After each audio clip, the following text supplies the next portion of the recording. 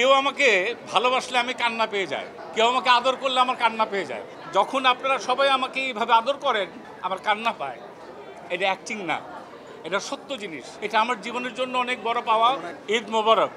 কারণ আজকে আমার ঈদ, কারণ আমি ঈদের আগের দিন থেকে অসুস্থ ছিলাম, একটু এইচডিইউতে ছিলাম, আইসিইউতে ছিলাম।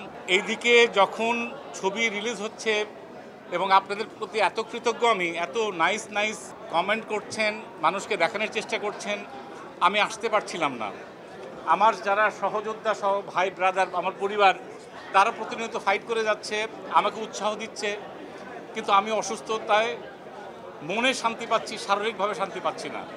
এই সময় আপনারা পাশে দাঁড়িয়েছেন এবং আপনারা, আমি যখন রিভিউ দেখেছি যে অনেক বয়স্ক মানুষ সবাই এসছে, এটা আপনাদের ছাড়া কারো পক্ষে সম্ভব না।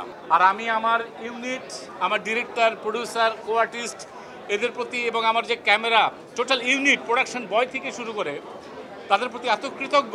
শুটিংয়ের সময় অনেক সময় মিসবিহেভ করেছি, রাগারাগি করেছি, কিন্তু যখন শুটিং শেষ করার পর যখন এই অবস্থাটা দেখি তখন কৃতজ্ঞতায় বাথা নুয়ে আসে। মনে হয় যে খামাখা কেন আমরা এই ভুলগুলো করি। এবং শুধু এটার ক্ষেত্রে আরেকটা জিনিস মনে হয়েছে, আমার ব্যক্তিগতভাবে ব্যক্তি জীবনে আমরা অনেক ক্ষেত্রে অনেক কিছুতে অনেক সময় অনেক ভুল করেছি। আমরা চাই এই যে সুন্দরভাবে ধর্ম বর্ণ নির্বিশেষে, দলগোত্র নির্বিশেষে আমরা সমস্ত সবাই বাংলাদেশে একসাথে থাকব, একসাথে সুখে দুঃখে থাকব, উৎসব করব এবং সবাই যেন আমরা সবসময় থাকতে পারি পরিবার নিয়ে। শুধু ছবি কেন, পরিবার বন্ধুবান্ধব নিয়ে আমরা যেন সব জায়গায় যেতে পারি। আপনারা সবসময় আমার সঙ্গে থেকেন। ফিল্ম ইন্ডাস্ট্রি আরও বড় বড় ফিল্ম আসুক, আরো ভালো হোক। আমি এত কথা বললে তো হবে না, ওদের কথা নিশ্চয়ই আরো আছে। আসলে আপনাদের প্রতি আমরা অনেক কৃতজ্ঞ। কি বলবো, আমার মুশকিল হয়ে গেছে কি জানেন, কেউ আমাকে ভালোবাসলে আমি কান্না পেয়ে যাই, কেউ আমাকে আদর করলে আমার কান্না পেয়ে যায়। যখন আপনারা সবাই আমাকে এইভাবে আদর করেন আমার কান্না পায়। এটা অ্যাক্টিং না, এটা সত্য জিনিস। আমি আমার এই কেরিয়ার লাইফে আমার ছবি এসছে কয়েকটা, ন্যাশনাল অ্যাওয়ার্ডও পেয়েছি আমি, কিন্তু আমার এইভাবে কোনো ছবি কখনো জীবনে আসেনি, এত ক্যামেরা কখনো এইভাবে আমার সামনে আসেনি। এটা আমার জীবনের জন্য অনেক বড় পাওয়া। এবং আমি ডোপ প্রোডাকশন, চরকি, লাফিং এলিফ্যান্ট বা যারা আছে, আমরা মনে করি আমরা সবসময় একসঙ্গে থাকবো। ইটস এ নিউ এক্সপিরিয়েন্স আমার কেরিয়ার লাইফে।